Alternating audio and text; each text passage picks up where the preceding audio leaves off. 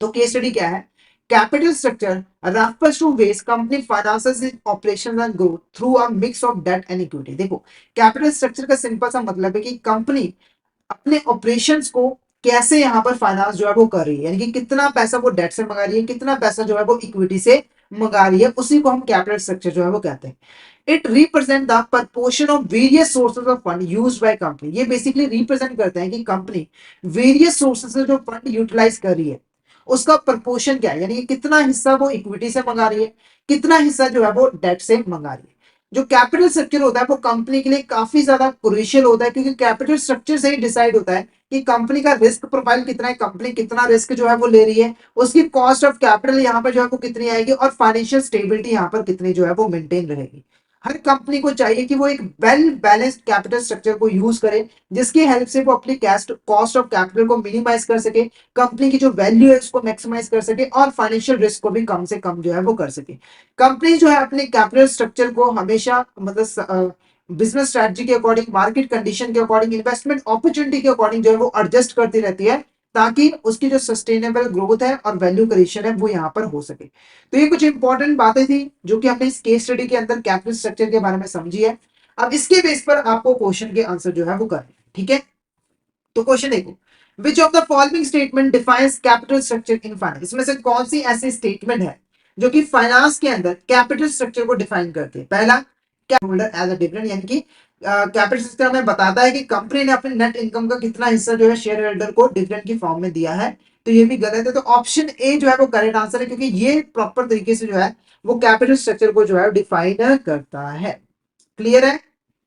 Next question देखो, capital structure refers to the mix of debt and equity used by company to finance its operation, which of these is not a type of capital structure। इसमें से कौन सी हमारी capital structure की type नहीं है। पहली देखो क्या है, हाईली लीवरेज, दूसरी देखो क्या है, लो लीवरेज, तीसरी एक्सपेंसिव लीवरेज, या फिर all of the above.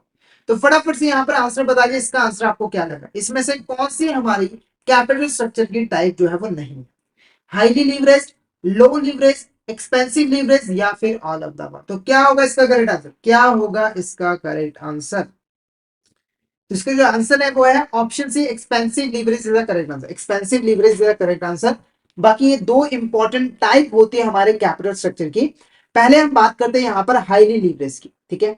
Highly leverage, highly leverage capital structure एक ऐसा कैपिटल स्ट्रक्चर होता है जहां पर जो कंपनी है वो डेट जो है वो ज्यादा यूज कर रही होती है। जैसे एग्जांपल के मान के चलो, एक एक्सवाइजेड कंपनी है, उसको टोटल 100 करोड़ रुपए की यहाँ पर जरूरत जो है वो पड़ती है, जिसमें से 60 करोड़ रुपए जो है वो डेट से मंगवा रही है, ठीक है, और 40 करोड़ रुपए जो है वो इक्विटी से मंगवा रही है। तो इस कैपिटल स्ट्रक्चर के अंदर ज्यादा प्रोपोर्शन किसका है, डेट का।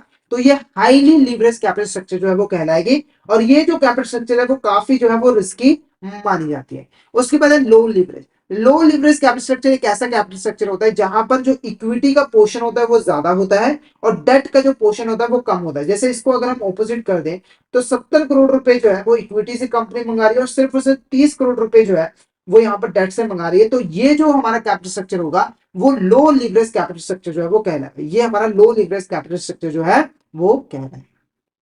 नेक्स्ट क्वेश्चन देखो, imagine a company called Tech Innovation that develops and sells software, they need fund to operate and grow. एक कंपनी है जिसका नाम है टेक इनोवेशन, वो सॉफ्टवेयर को डेवलप करती है और सेल करती है।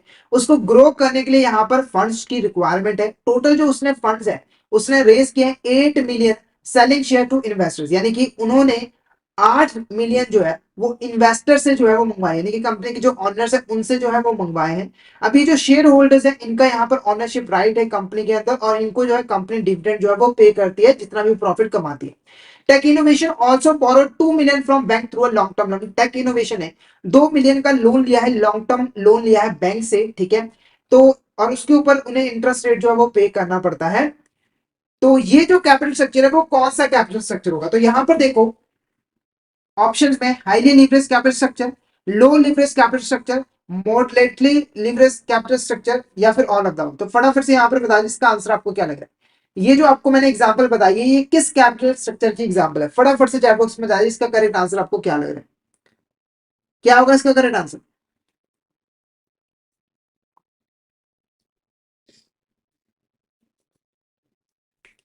तो इसका जो करेक्ट आंसर रहेगा वो रहेगा हमारा low leverage capital structure is the correct answer, क्योंकि यहाँ पर देखो ज्यादातर जो पैसा है वो इक्विटी से मंगाया गया है और जो डेट का प्रपोर्शन है वो काफी यहाँ पर कम है।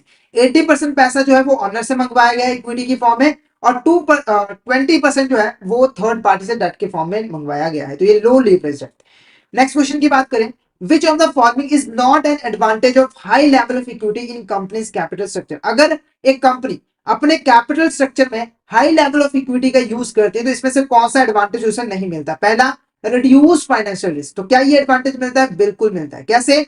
फाइनेंशियल रिस्क कब अराइज होता है? जब आप अपने कोई फाइनेंशियल फाइनेंशियल ऑब्लिगेशन को फुलफिल नहीं कर पाते हो, जब आप बहुत ज्यादा डेट ले लेते हो तो उसके ऊपर आपको इंटरेस्ट जो है वो पे करना पड़ता है, ठीक है। और किसी टाइम अगर आपने प्रॉफिट नहीं कमाया, आप लॉस में चले गए, तो आप इंटरेस्ट पे डिफॉल्ट कर देते हो, और कई बार आपको रीपेमेंट भी करनी पड़ती है प्रिंसिपल अमाउंट की, उसमें भी आप डिफॉल्ट कर देते हो, जिससे फाइनेंशियल रिस्क जो है वो अराइज होता है, ठीक है। पर जब आप इक्विटी का यूज कर रहे हो, आप ज्यादातर इक्विटी का यूज कर रहे हो, तो एक तो आपको इंटरेस्ट पे नहीं करना पड़ रहा है, क्योंकि डिविडेंड जो है वो तभी पे किया जाता है अगर कंपनी यहाँ पर प्रॉफिट कमाती है, ठीक है। और अगर कंपनी डूब भी जाती है तो शेयर होल्डर का पैसा ही यहाँ पर चले जाता है, कंपनी को वो वापस नहीं करना पड़ता है, तो फाइनेंशियल रिस्क काफी रिड्यूस हो जाता है। हायर इंटरेस्ट एक्सपेंस तो ये एडवांटेज नहीं होता, क्योंकि हायर इंटरेस्ट एक्सपेंस तब होता है जब हम डेट का पोर्शन ज्यादा यूज करते हैं। ग्रेटर फाइनेंशियल स्टेबिलिटी, क्योंकि देखो ज्यादातर पैसा इक्विटी वालों का लगा है, तो हमारी जो कंपनी है वो काफी स्टेबल रहती है, क्योंकि ज्यादा उन्हें इंटरेस्ट रेट जो है वो पे नहीं करना पड़ता है, ठीक है। और कंपनी के ऊपर जो हमारे स्टेक होल्डर्स है उनका भी कॉन्फिडेंस जो है वो इंक्रीज होता है। उसके बाद इंप्रूव क्रेडिट वर्थिनेस, ठीक है। अब देखो कोई भी कंपनी हो, अगर उसमें ज्यादा पैसा ऑनर का लगा हुआ है तो आपका उसके ऊपर भरोसा बढ़ जाता है, ठीक है, जिससे लोगों का ट्रस्ट बढ़ने की वजह से कंपनी की जो क्रेडिट वर्थिनेस है वो इंक्रीज हो जाती है, और उसको फंडिंग वगैरह मिलने में काफी यहाँ पर आसानी जो है वो होती है। तो ऑप्शन बी हमारा यहाँ पर क्या होगा? करेक्ट आंसर होगा। ऑप्शन बी हमारा यहाँ पर करेक्ट आंसर जो है वो होगा।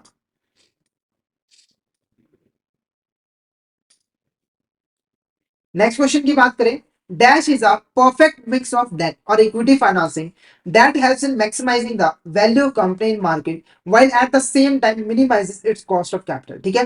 तो देखो एक ऐसा कैपिटल स्ट्रक्चर जिसके अंदर हम परफेक्ट तरीके से डेट और इक्विटी का जो मिक्सचर है वो यूज कर रहे होते हैं, जिससे कम हमें दो बेनिफिट मिलते हैं। एक तो मार्केट के अंदर हमारी जो कंपनी की वैल्यू है वो मैक्सिमाइज होती है, साथ के साथ हमारी जो कॉस्ट ऑफ कैपिटल है वो भी यहाँ पर मिनिमाइज जो है वो हो जाती है। इसे हम परफेक्ट कैपिटल स्ट्रक्चर कहते हैं, या फिर हम इसे ऑप्टिमल कैपिटल स्ट्रक्चर कहते हैं, या फिर इफेक्टिव कैपिटल स्ट्रक्चर, या फिर ऑल ऑफ द अबव। तो क्या होगा इसका करेक्ट आंसर? फटाफट से चैट बॉक्स में बता दें इसका करेक्ट आंसर आपको क्या लग रहा है। इसे हम परफेक्ट कैपिटल स्ट्रक्चर कहते हैं, ऑप्टिमल कैपिटल स्ट्रक्चर कहते हैं, या फिर इफेक्टिव कैपिटल स्ट्रक्चर कहते हैं? क्या होगा इसका करेक्ट आंसर?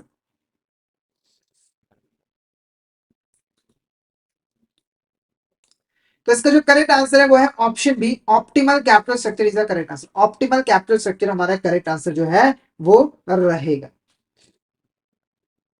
नेक्स्ट क्वेश्चन देखो, if the promoter of company do not want to dilute their voting rights beyond a point then they will prefer to meet company needs for additional fund by issue, ठीक है।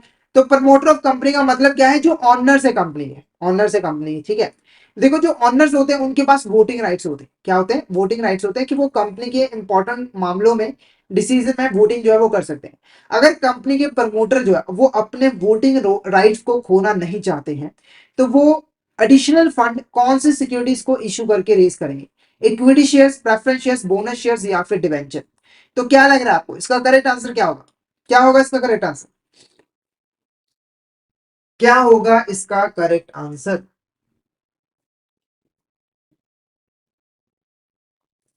तो इसका correct answer है option D, debenture is the correct answer. ऐसा क्यों है? तो देखो ये तीनों, equity shares, preference shares, bonus shares, ये बेसिकली क्या है? ओनरशिप सिक्योरिटीज है। यानी कि अगर आप इसको इशू करोगे तो जो सामने वाला इन्वेस्टर है वो बेसिकली आपकी कंपनी का ओनर बन जाएगा, और उनके पास वोटिंग राइट जो है वो आ जाएंगे, जिससे आपकी जो वोटिंग राइट्स है वो कम हो जाएंगे, ठीक है। तो कंपनी अगर चाहती है कि उसकी वोटिंग राइट कम ना हो तो वो इन शेयर्स को तो बिल्कुल भी इशू नहीं करेगा। उसके बाद है डिबेंचर। डिबेंचर क्या होता है? डेट इंस्ट्रूमेंट होता है, ठीक है। तो अगर कोई पर्सन डेट इंस्ट्रूमेंट को परचेज भी करता है तो वो कंपनी का ऑनर नहीं बनता बल्कि क्रेडिटर बन जाता है, और उसके पास कोई भी वोटिंग राइट नहीं होती, ठीक है। तो डिबेंचर हमारा यहाँ पर करेक्ट आंसर जो है वो रहेगा। अब कई स्टूडेंट कहेंगे कि जो प्रेफरेंस शेयर्स है वहां पर भी तो वोटिंग राइट्स नहीं होते, पर देखो वो होते तो ऑनर ही होते, ठीक है, अगर प्रेफरेंस कंपनी इशू करेगी, चाहे वोटिंग राइट्स उनको ना भी मिले, पर वो कंपनी के ऑनर तो बन जाते हैं, कुछ ना कुछ हद तक उनका कंपनी के ऊपर कंट्रोल जो है वो हो ही जाता है। नेक्स्ट बात करते हैं, how companies risk tolerance can influence इस चॉइस ऑफ कैपिटल स्ट्रक्चर। अगर हम बात करें कंपनी की रिस्क टॉलरेंस की, तो कैपिटल स्ट्रक्चर की चॉइस के ऊपर उसका क्या इन्फ्लुएंस पड़ता है। ठीक है, तो मैं आपको यहाँ पर बताऊं, जो रिस्क टॉलरेंस है, अगर कोई कंपनी ज्यादा रिस्क लेना चाहती है तो वो ज्यादा से ज्यादा डेट का यहाँ पर यूज करेगी, और अगर कोई कंपनी कम रिस्क लेना चाहती है तो वो ज्यादा पैसा जो है वो इक्विटी वालों का यूज करेगी। कैसे, तो ऑप्शन देखो, आपको क्लियर होगा। Companies with high risk tolerance will prioritize debt financing due to its lower cost of capital, even if it increases the financial risk। ठीक है, तो अगर एक कंपनी डेट कैपिटल को यूज करिए तो इससे उसे बेनिफिट भी मिलता है और नुकसान भी होता है। बेनिफिट क्या मिलता है कि कॉस्ट ऑफ कैपिटल जो है वो कम आ जाती है, क्योंकि देखो जो डेट की कॉस्ट ऑफ कैपिटल है, डेट की जो कॉस्ट है इक्विटी की कंपैरिजन में कम होती है, वो आगे हम डिस्कस करेंगे जब कॉस्ट ऑफ कैपिटल को डिस्कस करेंगे। ठीक है, तो एक बेनिफिट क्या हुआ कि कॉस्ट ऑफ कैपिटल कम हो गई, पर फाइनेंशियल रिस्क बढ़ जाता है, क्योंकि आपको इंटरेस्ट पेमेंट करनी है और ड्यू डेट के ऊपर आपको प्रिंसिपल अमाउंट को भी वापस यहाँ पर करना है, तो फाइनेंशियल रिस्क बढ़ जाता है। तो अगर आप फाइनेंशियल रिस्क को बेयर कर रहे हो, यानी कि रिस्क ले रहे हो, तो आप ज्यादा से ज्यादा हिस्सा डेट फाइनेंसिंग का यूज करोगे। और अगर आपकी रिस्क टॉलरेंस कम है, जैसे यहाँ पर सेकंड में देखो, अगर आपकी कंपनीज की जो रिस्क टॉलरेंस है वो कम है, तो वो ज्यादा से ज्यादा क्या करेंगे, इक्विटी फाइनेंसिंग का यहाँ पर यूज करेंगे। क्यों करेंगे, क्योंकि इक्विटी फाइनेंसिंग का यूज करने से उनका जो फाइनेंशियल रिस्क हो जाता है वो कम हो जाता है, हालांकि उनकी जो कॉस्ट ऑफ कैपिटल है वो यहाँ पर इंक्रीज जो है वो हो जाता है। ठीक है, तो नेक्स्ट यहाँ पर क्या है, companies risk tolerance has no impact on capital structure and the decision solely based on interest rate for debt and investor demand for equity. तो कंपनी के जो रिस्क टॉलरेंस है उसके कैपिटल स्ट्रक्चर पे कोई भी इंपैक्ट जो है वो नहीं पड़ता, या फिर कंपनी जो है वो किसी चीज को कंसीडर नहीं करती, रिस्क टॉलरेंस को कंसीडर नहीं करती, वो बेसिकली 50-50 डेट इक्विटी रेशियो का जो है यूज करती है, यानी कि 50% वो डेट यूज करती है, 50% इक्विटी यूज करती है। तो इसका जो करेक्ट आंसर है, इसका जो करेक्ट आंसर है ऑप्शन है यहाँ पर। तो ये जो दो स्टेटमेंट्स है, ये जो स्टेटमेंट्स है वो रिस्क टॉलरेंस के रिगार्डिंग यहाँ पर बिल्कुल करेक्ट है, तो एक ई ऑप्शन यहाँ पर बना लेते हैं। बोथ ए एंड बी हमारे यहाँ पर करेक्ट आंसर है, बोथ ए एंड बी हमारे यहाँ पर करेक्ट आंसर है, इसका इन्फ्लुएंस पड़ता है। तो आपको क्या पता लगा कि कंपनी अगर ज्यादा रिस्क लेना चाहती है तो वो ज्यादा से ज्यादा डेट फाइनेंस यूज करेगी, और अगर कंपनी कम रिस्क लेना चाहती है तो वो ज्यादा से ज्यादा इक्विटी फाइनेंस जो है वो यूज करे।